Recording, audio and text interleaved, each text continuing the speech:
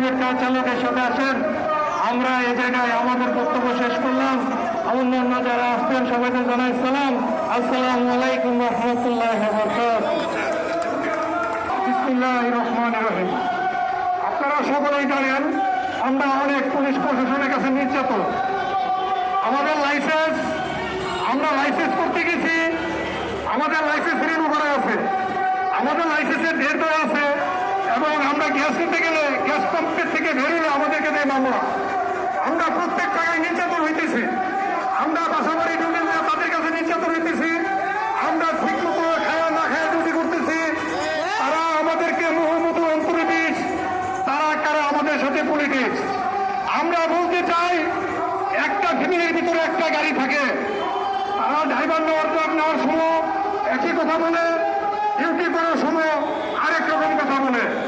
এখানে যাও, এখানে ডিউটি করো, মানে আমরা হয়েছি তাদের কিনা গোলাম। আমরা তাদের কিনা গোলাম থাকতে চাই না।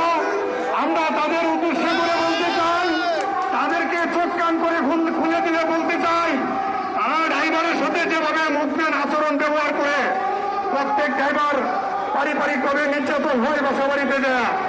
সারাদিন ডিউটি করার পর, পরিশ্রম করার পর ড্রাইভারের মুভমেন্ট ঠিক থাকে না। বাসা বাড়িতে যায় ড্রাইভার ছেলেদের সাথে ভালোভাবে ব্যবহার আচরণ করতে পারে না।